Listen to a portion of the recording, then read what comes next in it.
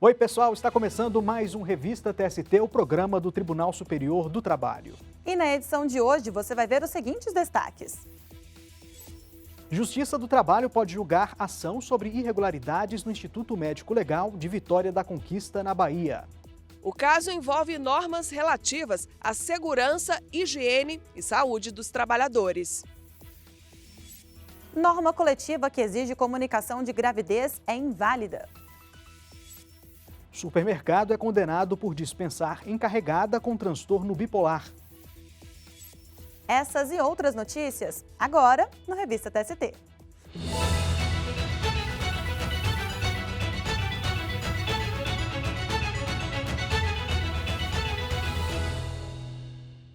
A seção 1 de dissídios individuais do TST decidiu que a hora extra de um caminhoneiro que recebe por carga não deve ser calculada da mesma forma de outros profissionais remunerados por comissão. Para o colegiado, as horas feitas a mais para cumprir a rota pré-estabelecida não afetam o valor do frete. Carregar e descarregar produtos após horas de estrada Brasil afora. Essa é a rotina de muitos caminhoneiros. Para cumprir as metas, alguns profissionais acabam ultrapassando a jornada diária de trabalho. Um caminhoneiro que recebia por carga entregue entrou na Justiça do Trabalho pedindo que o pagamento de horas extras fosse apurado de modo integral. Ou seja, ele pretendia receber o valor da hora normal acrescido do adicional de 50%. O argumento apresentado foi que o salário não aumentava em razão da sobrejornada, ao contrário do que ocorre com o comissionista clássico. Segundo ele, o valor que recebia era o mesmo quando fazia a viagem dentro da programação ou quando excedia o tempo previsto. O pedido foi aceito pelo Tribunal Regional do Trabalho da 17ª Região no Espírito Santo, com base na súmula 340 do TST. Segundo o entendimento, o empregado sujeito a controle de horário e que receba com base em comissões tem direito ao adicional de, no mínimo, 50% pelo trabalho em horas extras. O cálculo é feito sobre o valor hora das comissões recebidas no mês. O número de horas efetivamente trabalhadas é considerado como divisor. Já a sexta turma do TST reformou a decisão por considerar que a súmula 340 não se aplicava ao caso. O trabalhador, então, recorreu à seção 1 de dissídios individuais. O relator, ministro Hugo Scheuermann, ponderou que os precedentes que deram origem à súmula 340 tratam de vendedores que aumentam ganhos em comissões quando trabalham além da jornada normal. A situação, segundo ele, é diferente da de motoristas remunerados por carga. As horas extras prestadas no cumprimento da rota pré-estabelecida pelo empregador não impactavam no número de fretes realizados. Por consequência, não significavam um ganho concreto, proporcional ao aumento da remuneração. Me parece inviável considerar que as horas extras do reclamante já se encontram remuneradas pelas comissões percebidas. A ministra Maria Helena Malman teve o mesmo entendimento. Essa comissão era fixada a partir do peso, penso eu, que não tem a ver com a distância. E logo, por decorrência, também não há remuneração das horas extraordinárias e acompanho o relator. O ministro Breno Medeiros abriu voto divergente. Ele levou em conta a distância percorrida e não o valor da carga. Por certo que o valor daquela considera o tipo de carga transportada, claro, o frete é considerado o tipo de carga transportada, o tempo de viagem, porque nós temos fretes que são mais rápidos, em que você contrata por um tempo maior, por um tempo menor de viagem, os prazos diferenciados, velocidade média versus distância, por vezes as condições das estradas e rotas, pedágios, combustível, ida e volta, peso e dimensões do produto, depreciação do veículo, tudo isso leva em consideração no frete que é ofertado. O ministro Evandro Valadão acompanhou a divergência. Neste caso, a unidade de tempo de trabalho não é forma de remuneração. Agora, temos que remunerar as horas trabalhadas além daquelas previstas na legislação. Apesar da divergência, por maioria de votos, a SDI1 concluiu que as horas feitas a mais para cumprir a rota pré-estabelecida não têm impacto no valor do frete. E a SDI1 decidiu encaminhar ao Tribunal Pleno um processo em que se discute a possibilidade de mudança do regime seletista para o estatutário. Isso em casos de empregados contratados pela administração pública antes de 1988, sem prestar concursos. Quando a atual Constituição da República entrou em vigor, Luana, o exercício de cargos públicos efetivos passou a depender obrigatoriamente da aprovação prévia em certames. A matéria vai ser julgada como incidente de recurso repetitivo e a tese a ser firmada deve ser aplicada a todos os casos trabalhistas que tratem do mesmo tema. Até julho, Anderson, o TST tinha mais de 2.000 processos pendentes de julgamento com questões idênticas. E vamos fazer um breve intervalo e logo mais. Supermercado é condenado por dispensar encarregada com transtorno bipolar. A gente volta daqui a pouco.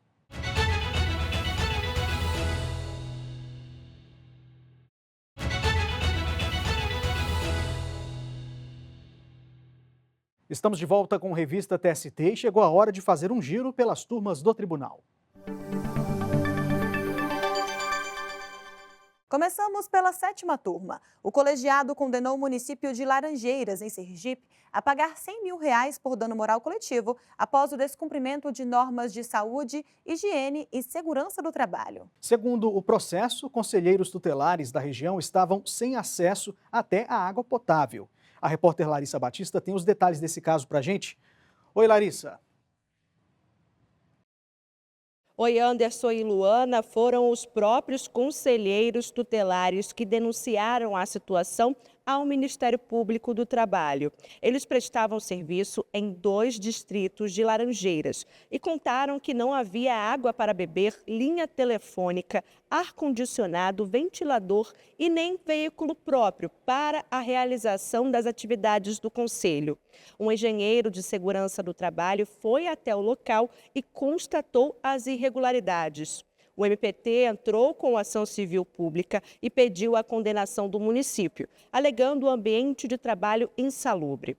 O juízo de primeiro grau acolheu os argumentos e fixou indenização por dano moral coletivo de R$100 mil. Mas o Tribunal Regional do Trabalho da 20ª Região em Sergipe afastou a determinação. Para o TRT, não ficou evidente que o governo municipal tenha praticado ato contra a honra ou a integridade moral da coletividade. O caso, então, chegou ao Tribunal Superior do Trabalho. O ministro Cláudio Brandão foi o relator do recurso de revista do MPT. Ele avaliou que o interesse coletivo a ser protegido é o de coibir o município de continuar resistente em cumprir a legislação. Além disso, para o ministro, a coletividade está representada, no caso, pelos conselheiros tutelares, cujos direitos trabalhistas não estão sendo inteiramente assegurados. A finalidade da condenação, segundo o ministro, é também reafirmar que a lei é feita para todos e deve ser cumprida sem exceção. Por unanimidade, a 7ª turma seguiu o voto do relator e o município de Laranjeiras, em Sergipe, vai ter de pagar R$100 mil de indenização por dano moral coletivo, após descumprir normas de saúde, higiene e segurança no trabalho. Não cabe mais recurso. Volto com vocês no estúdio. Tá certo, Larissa. Muito obrigada pelas informações. Obrigado, Larissa. Até a próxima. E vamos agora para a 3ª turma, Luana, que decidiu que a Justiça do Trabalho pode julgar ação civil pública contra o Estado da Bahia. Nesse caso, Anderson, o Ministério Público do Trabalho também havia denunciado irregularidades nas condições de saúde e segurança no Instituto Médico Legal de Vitória da Conquista. O Tribunal Regional do Trabalho da 5ª Região na Bahia havia se declarado incompetente para julgar o caso. Isso porque, no IML, atuam servidores estaduais estatutários. O regional considerou, então, que o processo deveria ser avaliado pela Justiça Comum. Conforme consta no processo, durante vistoria, o Conselho Regional de Medicina da Bahia relatou péssimas condições de conservação e de funcionamento no IML de Vitória da Conquista. De acordo com a perícia, o local não tinha nenhum tipo de refrigeração artificial. Além disso, a iluminação e as condições de higiene eram precárias. Segundo o relatório, os resíduos líquidos das necrópsias escorriam diretamente para o chão e eram drenados para fora do prédio. Na 3ª turma do TST, o ministro Maurício Godinho Delgado foi o relator do recurso de revista do Ministério Público do Trabalho. O ministro explicou que as condições de segurança, saúde e higiene de trabalho afetam todas as pessoas que exercem atividade no local, incluindo terceirizados e estagiários. Segundo o ministro, seria inviável definir a competência para apreciar este tipo de ação, levando em consideração apenas a condição jurídica individual de cada um dentro da administração pública. O ministro destacou ainda a súmula 736 do Supremo Tribunal Federal, que diz que compete à Justiça do Trabalho julgar as ações que tenham como causa o descumprimento de normas trabalhistas relativas à segurança, higiene e saúde dos trabalhadores. Em decisão unânime, o colegiado concluiu que o processo deve retornar ao TRT para continuidade do julgamento. O Estado da Bahia entrou com recurso extraordinário. Um supermercado de Cuiabá, em Mato Grosso, vai ter de pagar R$15 mil de indenização a uma encarregada de padaria. Isso porque o estabelecimento demitiu a trabalhadora, mesmo tendo conhecimento de que ela obteve diagnóstico de transtorno afetivo bipolar. De forma unânime, a segunda turma entendeu que a dispensa foi discriminatória. A repórter Samantha Flor explica melhor esse caso pra gente. Oi, Samantha. Oi, Luane Anderson. No processo, a encarregada de padaria disse que se sentiu perseguida depois de iniciar tratamento e de ter comunicado à empresa sobre o diagnóstico. Após ser dispensada, ela pediu indenização por dano moral, mas o Tribunal Regional do Trabalho da 23ª Região, em Mato Grosso, rejeitou o pedido. Para o TRT, embora seja considerado uma doença grave, que pode limitar as condições físicas, emocionais e psicológicas de qualquer pessoa, o transtorno afetivo bipolar não causa estigma ou preconceito a ponto de se presumir que a dispensa foi discriminatória. Ainda segundo o regional, caberia à empregada provar que esse teria sido o motivo da demissão. A trabalhadora entrou com recurso no TST. O caso foi julgado pela segunda turma, que teve outro entendimento. A relatora, a ministra Liana Schaibe, citou diversos estudos acadêmicos que comprovam que a oscilação de humor de quem tem a doença reforça uma situação de vulnerabilidade, principalmente dentro de uma relação de emprego. A ministra também lembrou que a medicina identifica que uma das consequências do transtorno é o desemprego e que uma das causas para não aderir ao tratamento é o estigma que ele apresenta. Por isso, votou pela condenação da empresa ao pagamento de R$15 mil à empregada. A decisão foi unânime. O supermercado entrou com recurso extraordinário. Volto com vocês no estúdio. Tá certo, Samantha. Muito obrigada pelas informações e até a próxima. A estabilidade da gestante é um direito inegociável. Esse foi o motivo para a quinta turma rejeitar o recurso do Santander contra a decisão que condenou o banco a indenizar uma trabalhadora que descobriu estar grávida logo após a dispensa. Para o colegiado, a norma coletiva da categoria que exigia a comunicação prévia de gestação é inválida, já que se trata de garantia que não pode ser negociada. Segundo o processo, a bancária descobriu que estava grávida no mês seguinte ao fim do aviso prévio. Ela pediu o pagamento de indenização referente ao período da estabilidade da gestante, ou seja, até o 5º mês após o parto. O Santander alegou que desconhecia a situação da profissional até ser notificado da ação trabalhista. Justificou ainda a existência de uma cláusula da Convenção Coletiva de Trabalho da categoria que estabelecia a obrigação de comunicar o estado de gestação por escrito no curso do aviso prévio indenizado para a garantia da estabilidade. O juízo de primeiro grau concluiu que, apesar de a trabalhadora não ter comunicado estar grávida, a cláusula coletiva não poderia restringir um direito que não está condicionado à boa-fé do empregador. Como não tinha mais possibilidade de reintegração ao emprego, porque o período de estabilidade já estava esgotado, a sentença determinou o pagamento de indenização compensatória. A decisão foi mantida pelo Tribunal Regional do Trabalho da 2ª Região, em São Paulo. A empresa apresentou recurso ao Tribunal Superior do Trabalho. O relator do caso na quinta turma, ministro Breno Medeiros, reforçou que o Supremo Tribunal Federal, ao validar acordos e convenções coletivas que limitem ou afastem direitos trabalhistas, excluiu dessa possibilidade garantias absolutamente indisponíveis, aquelas consideradas essenciais para a proteção do empregado ou empregada. Segundo o ministro, a estabilidade da gestante, por ser direcionada também à proteção da criança e não exclusivamente à mulher, se enquadra nessa categoria. No mesmo sentido, o relator lembrou que o STF tem jurisprudência consolidada no sentido de que, para que o direito seja garantido, é necessário apenas que a gravidez seja anterior à dispensa. Os demais integrantes da quinta turma acompanharam o entendimento. Após a decisão, o banco entrou com um pedido de conciliação no processo. Semana Nacional da Luta da Pessoa com Deficiência. Conheça a história do primeiro juiz cego a tomar posse em uma vara do trabalho. É depois do intervalo.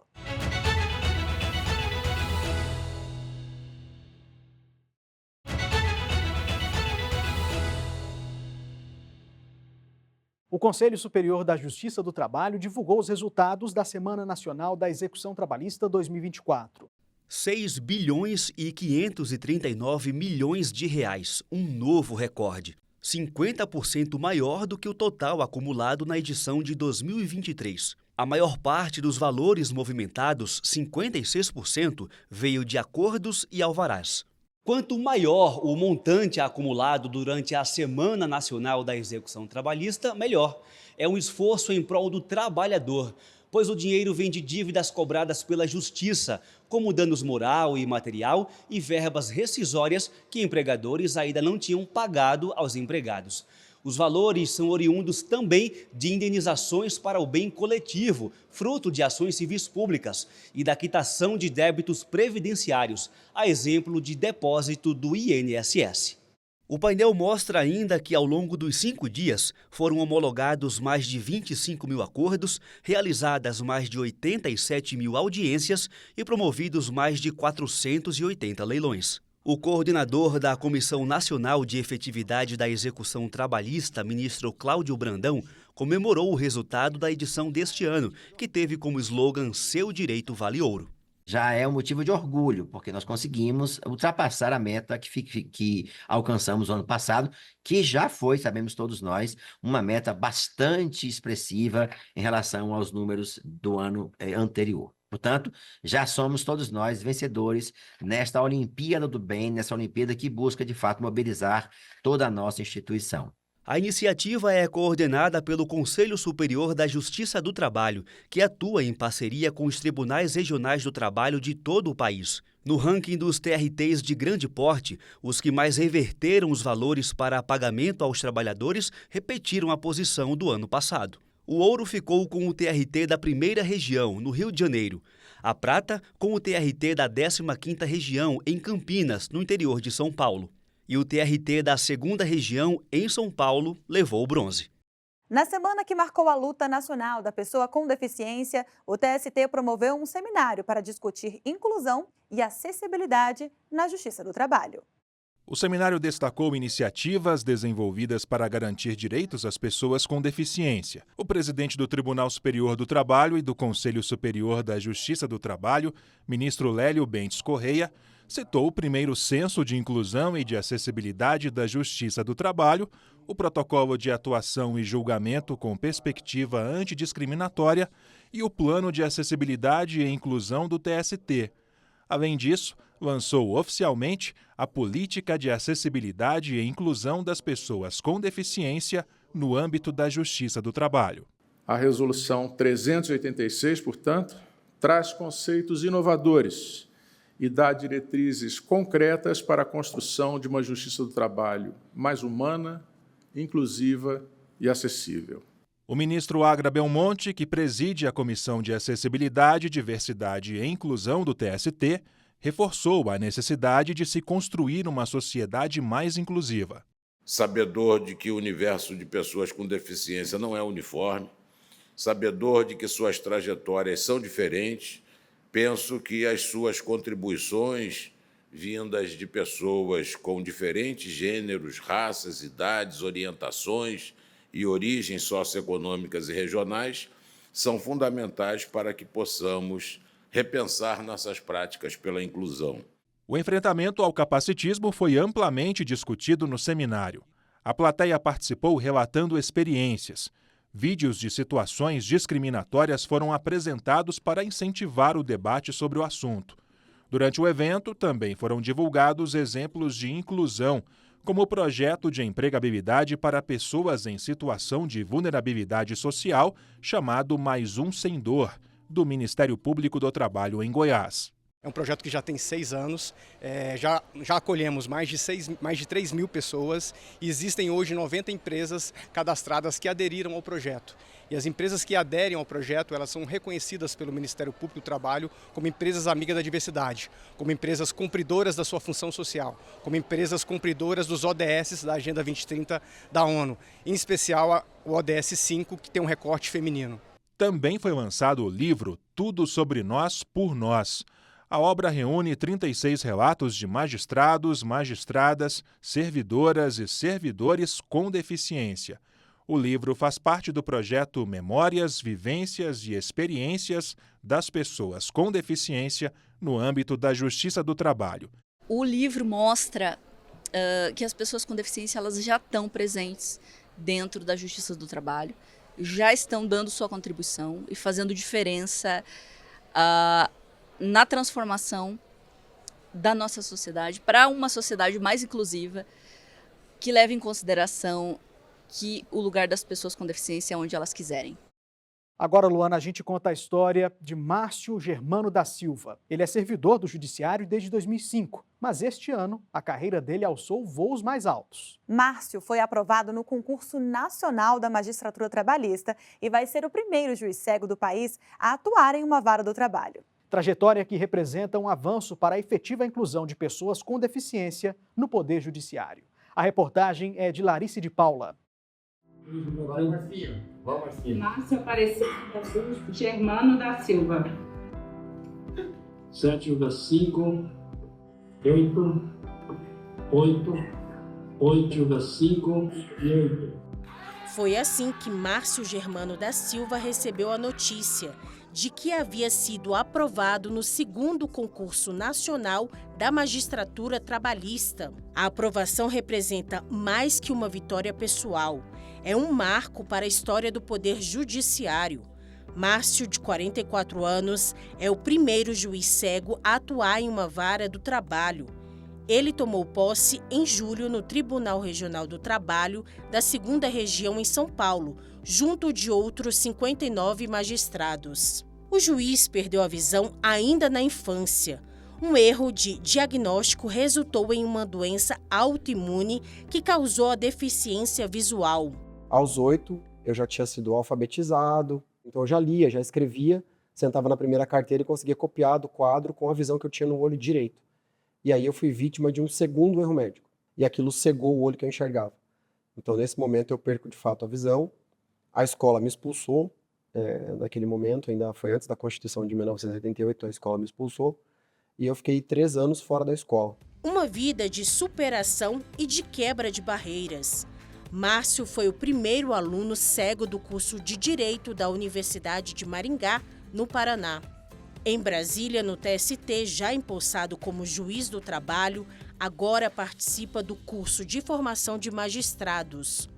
Mas a trajetória até aqui foi marcada pela luta contra o capacitismo. Então, passei no concurso da Justiça Federal, mas eles queriam fazer com que eu desistisse de assumir o meu cargo de técnico judiciário em razão da minha cegueira.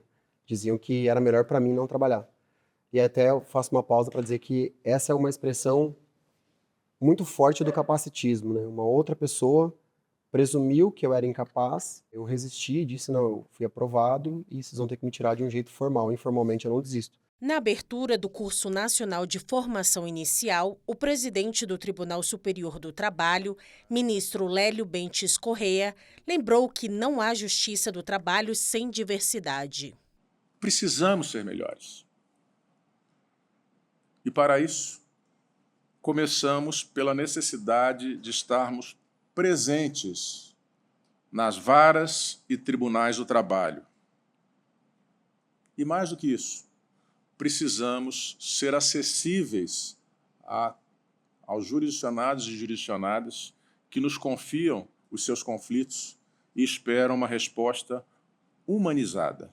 E ninguém melhor do que o juiz Márcio para falar sobre acessibilidade igualdade e inclusão. A sociedade, ela hoje, em 2024, ela é muito melhor do que a sociedade de 1984 ou de 1987, que me expulsou da escola, mas a gente ainda tem muito a construir. Eu acho que hoje já há uma clareza maior quando se fala, por exemplo, que é preciso construir uma rampa em um prédio para que uma pessoa com cadeira de rodas acesse, ou para que seja disponibilizado um software de leitura de telas para que uma pessoa cega consiga desempenhar ainda uma função, um trabalho, um estudo. Mas a gente ainda tem muito a caminhar no que se refere ao capacitismo, porque essa ideia de que a pessoa com deficiência ela é incapaz e de que as outras pessoas precisam tomar as decisões por nós, ela ainda é muito vigente na sociedade. Até 2021, segundo o Conselho Nacional de Justiça, pouco mais de 5.000 profissionais com algum tipo de deficiência atuavam no Poder Judiciário brasileiro. Por segmento, a Justiça do Trabalho é a que tem o maior percentual de atuação, 2,9%. A pesquisa ouviu 88 dos 91 tribunais brasileiros. Um cenário ainda em construção para garantir diversidade e a plena inclusão. É urgente a mudança desse paradigma, que, para além da representatividade, repercute na capacidade do Poder Judiciário de propiciar ambiente de acolhimento e empatia, fazendo-se apto a compreender as complexidades da nossa sociedade. E eu vejo que na própria magistratura isso vai ter que ser um trabalho de construção. Eu acho que a minha presença no judiciário já rompe muito com isso, né, lá no primeiro grau, e isso vai ser um processo de construção de uma inclusão para os servidores que vão trabalhar comigo, para os colegas juízes que vão trabalhar comigo, com os advogados e para a sociedade como um todo, né? Fique agora com mais notícias da Justiça do Trabalho. Durante a Semana Nacional da Pessoa com Deficiência, o TST promoveu a 6ª aula do curso Letramento em Diversidade, repensando o direito do trabalho a partir dos territórios. As apresentações abordaram desafios e ações para combater a discriminação. O Tribunal Superior do Trabalho doou ao governo do Distrito Federal 880 monitores de vídeo e 340 microcomputadores. O termo de doação foi assinado pelo presidente do TST, ministro Lélio Bentes Corrêa, e pelo governador do DF, Ibanez Rocha. A Corregedora-Geral da Justiça do Trabalho, ministra Dora Maria da Costa, realizou correição ordinária no Tribunal Regional do Trabalho da 18ª Região, em Goiás. As atividades envolveram o exame de dados relativos às estruturas judicial e administrativa, as condições ambientais de trabalho e a qualidade dos serviços prestados. A Justiça do Trabalho lançou o painel de monitoramento de combate ao assédio eleitoral no trabalho. A ferramenta monitora petições iniciais ajuizadas e envia um alerta automático às unidades judiciárias sobre casos de assédio eleitoral citados nas ações trabalhistas. O TST e o Conselho Superior da Justiça do Trabalho celebraram um novo acordo de cooperação técnica com o Tribunal Superior Eleitoral. A parceria busca promover a troca de dados sobre ações judiciais relacionadas ao tema. Bom, por hoje a gente fica por aqui. Muito obrigado pela sua companhia. Não se esqueça de nos acompanhar pelas mídias sociais. Os perfis estão disponíveis aqui na tela. Tchau, tchau!